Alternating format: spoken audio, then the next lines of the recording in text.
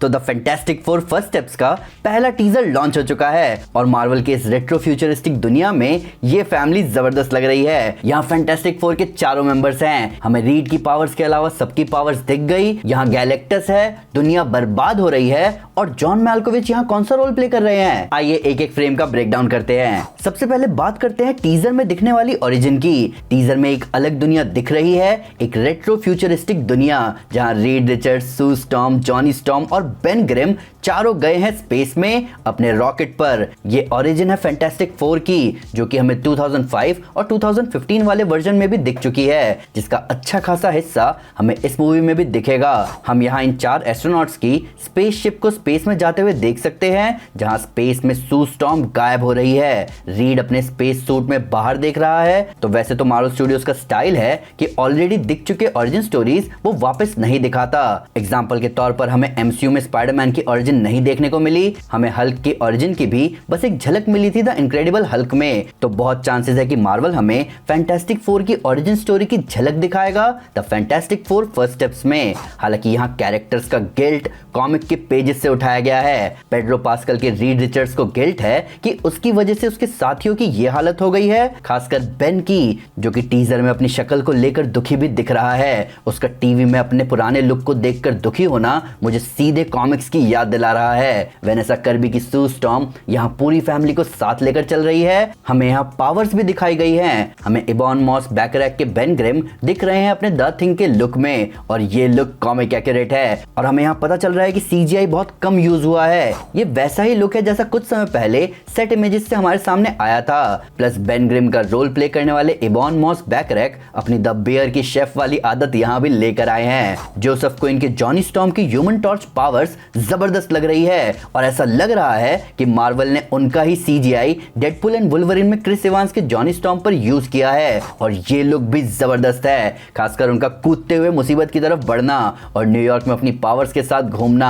सू storm के invisible होने की पावर्स थोड़ी डिफरेंट है। प्लस वो जो फोर्स फील्ड बना रही है उसमें दिखने वाला इफेक्ट मुझे 2 चीजों की याद दिला रहा है। पहला क्वांटम रियल्म और दूसरा मोनिका रैम्बो की स्पेक्ट्रम पावर्स। तो यहाँ से एक थ्योरी मेरे दिमाग में आ रही है कि क्या हो अगर Monika Rambo the Marvels movie के एंड में फैंटास्टिक फोर की दुनिया में आ गई हो, क्योंकि अभी जब मुझे ध्यान आ रहा है तो वहां माया रैम्बो का सूट भी फैंटास्टिक फोर के सूट की तरह पुरानी वाइब्स दे रहा था। या फिर यहाँ क्वांटम रियल्म का चक्कर है फैंटास्टिक फोर की पावर से। कॉमिक्स में रीड और उसके साथी एस्ट्रोनॉट्स स्पेस में जाते हैं, जहां उनकी स्पेसशिप के एंटी मैटर फ्यूल से जब स्पेस में कॉस्मिक रेज टकराती हैं तो उसके कांटेक्ट में आकर रीड और उसके दोस्तों को उनकी पावर्स मिलती है। तो क्या हो अगर ये कॉस्मिक रेज मोनिका रैम्बो की पावर्स या क्वांटम रियल्म में हुई छेड़खानी से आई हो। अब बात करते हैं इस दुनिया के बारे में। ये एक अल्टरनेट अर्थ है जिसका क्लियर आइडिया हमें मिल रहा है यहाँ के रेट्रो फ्यूचरिस्टिक लुक से।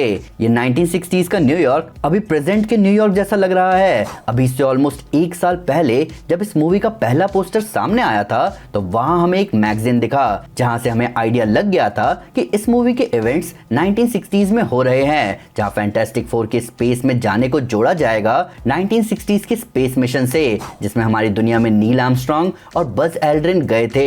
मेरे हिसाब से प्रोडक्शन चॉइसेस बहुत ऑन पॉइंट लग रही है। ये अर्थ साफ साफ दूसरे यूनिवर्स का अर्थ दिख रहा है। फैंटास्टिक फोर का घर और उनका हेडक्वार्टर बैक्स्टर बिल्डिंग बहुत फ्यूचरिस्टिक लग रहे हैं। गोल खुलते एलिवेटर डोर, बहुत ही एडवांस्ड किचन और उससे भी ज्यादा एडवांस्ड उनका शेफ हर्बी। हर्बी का फुल फॉर्म है highly engineered robot built for interdimensional exploration. ये नाम ज्यादा एडवांस लग रहा है, पर फैंटास्टिक फोर इस इंटरडायमेंशनल एक्सप्लोरर से खाना बनवा रहे हैं। प्लस कुछ महीनों पहले जब नताशा लियोनी के इस प्रोजेक्ट से जुड़ने की बात हुई थी तो कई फैंस को लगा था कि नताशा हर्बी को आवाज दे रही होंगी, पर यहाँ टीजर में तो हर्बी ने कुछ नहीं बोला। प्लस नताशा हमें व्हाट इफ में बर्डी को आवाज देती दिख चुकी है, तो उनके इस मूवी में भी बर्डी के रोल में दिखने के चांसेस 0 नहीं है। ये अल्टरनेट दुनिया जो है। बात करें यहाँ दिखने वाले न्यूयॉर्क की तो यहाँ बड़ी बड़ी बिल्डिंग्स हमें दिख रही हैं, जहां मेरा ध्यान खींचा इस बिल्डिंग ने। ये बिल्डिंग कहीं ना कहीं कॉमिक्स की स्टार्क टावर की याद दिला रही है, जिसके ऊपर ऐसे ही बॉल जैसा एक स्ट्रक्चर लगा रहता है, जिसके ऊपर आपको पता है कॉमिक्स में कौन रहता है? रॉबर्ट रेनल्ड्स यानी सेंट्री। पर अभी कुछ कंफर्म नहीं है कि इस दुनिया में फैंटास्टिक फोर अकेले सुपर हीरोज हैं या यहाँ और भी सुपर हीरो ग्रुप्स एग्जिस्ट करते हैं। अब बात करते हैं फैंटास्टिक फोर की मुसीबत की। अब हमें टीजर में फैंटास्टिक फोर के सारे मेंबर्स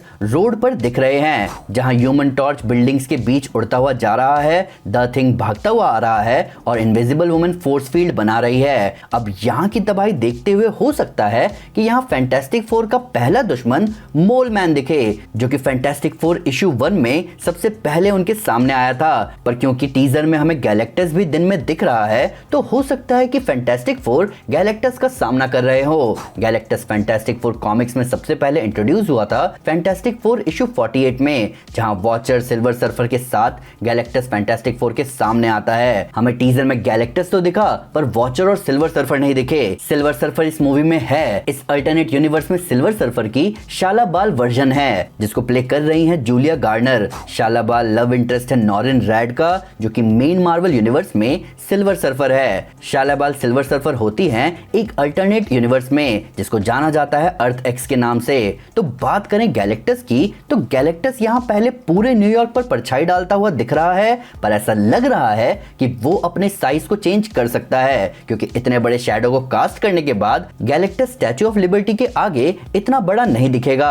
पर ये नजारा है जबरदस्त। गैलेक्टस की परछाई हमें फॉक्स मार्वल की fantastic four rise of the silver surfer movie में भी दिखी थी, पर हमें पहली बार गैलेक्टस लाइव एक्शन दिखेगा। कुछ फैन थ्योरीज का कहना है कि गैलेक्टस इस मूवी में मिलने आया है रीड रिचर्ड्स और सू स्टॉर्म के बेटे फ्रैंकलिन रिचर्ड्स से। फ्रैंकलिन रिचर्ड्स के पास कॉमिक्स में यूनिवर्सेस बनाने की पावर्स है। मैंने आपको मेरी व्हाट इज सीक्रेट वॉर्स वाली वीडियो में भी बताया था कि कैसे फ्रैंकलिन की मदद से ही मल्टीवर्स रिस्टोर हुआ था। पर अभी गैलेक्टस का फ्रैंकलिन रिचर्ड्स से मिलना बस एक थ्योरी है। हालांकि जिस अर्थ एक्स स्टोरी लाइन में शाला बाल सिल्वर सर्फर है, उसमें गैलेक्टस आपको पता है कौन है? Franklin Richards. तो फ्रैंकलिन रिचर्ड्स का इस मूवी में दिखना आगे कई पॉसिबिलिटीज को खोल रहा है। रैल्फ इनेसन यहाँ गैलेक्टस का रोल प्ले कर रहे हैं। पर अब बात करते हैं इस मुसीबत की। टीजर के बीच में हमें नजारा दिखता है, जहां आसमान से कुछ मीटियोर जैसी चीजें सिटी की तरफ आ रही हैं। अब देखो, गैलेक्टस हमें टीजर में दिखा था दोपहर में, पर यहाँ हमें रात दिख रही है। और जहां तक मुझे लग रहा है,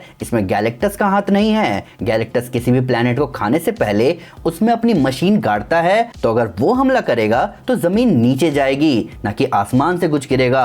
तो क्या हम इनकर्जन विटनेस कर रहे हैं? क्योंकि इसके पहले दिखने वाले सीन में फैंटास्टिक फोर बिल्कुल आराम से बात कर रहे हैं। द थिंग ने तो प्रॉपर कपड़े भी पहने हैं। तो अभी अचानक कुछ हुआ है। प्लस यहाँ दिन से रात अचानक हुई है, क्योंकि आप देख सकते हो कि जिन कपड़ों में जॉनी उड़ा है, उन्हीं कपड़ों में जब वो स्पेस रीच कर रहा है तो उसकी आग बुझ गई। और यहाँ रात भी नहीं है, जिसका मतलब कुछ दिखा है आसमान में जो अचानक गायब हो गया। प्लस अगर आप कहोगे कि जॉनी के कपड़े जले क्यों नहीं, तो ये कपड़े रीड ने जॉनी के लिए बनाए हैं, ताकि हर बार जब वो अपनी पावर यूज करे तो उसके कपड़े ना जलते रहें। पर जो भी आसमान में था वो सबने देखा, क्योंकि यहाँ द थिंग के फैंस भी आसमान की तरफ देख रहे हैं। रीड हमें टीजर में कुछ कैलकुलेशंस करता हुआ दिख रहा है, जहां हम देख सकते हैं कि यहाँ आइंस्टाइन रोजन ब्रिज का डायग्राम बना हुआ है, जिसे जाना जाता है वर्म होल के नाम से। तो क्या रीड दूसरे यूनिवर्स में ट्रैवल करने की तैयारी कर रहा है? मैं समझ सकता हूँ कि रीड रिचर्ड्स यानी मिस्टर फैंटास्टिक की पावर्स दिखाना आसान बात नहीं होगी, और मेरे ख्याल से उसके सीजीआई पर मार्वल अभी भी काम कर रहा होगा,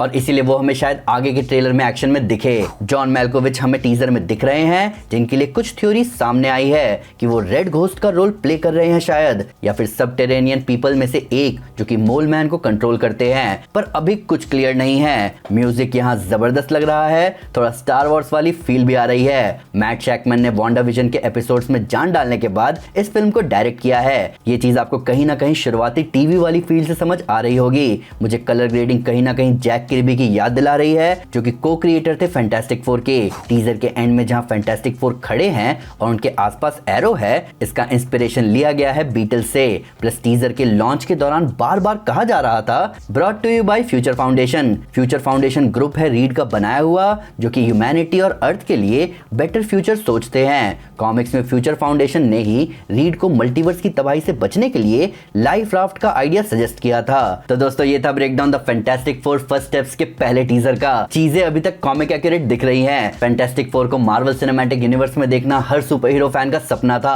अब बस हमें स्पाइडरमैन दिख जाए फैंटास्टिक फोर से नौकरी मांगते हुए। अभी captain America brave new world भी रिलीज होने ही वाली है और इनविंसिबल का सीजन 3 भी शुरू होने वाला है। फरवरी अभी से ही ऑसम लग रहा है। पर आप मुझे बताओ कि आपको ये टीजर कैसा लगा? क्या कॉमिक्स की ही तरह फैंटास्टिक फोर मार्वल के दिन बदल देगा? कमेंट सेक्शन आपका है, खुल के डिस्कस करिए। वीडियो अच्छी लगी हो तो लाइक जरूर करें और चैनल को सब्सक्राइब करना ना भूलें। Thank you guys, this is Aman Sinha and you are super piece.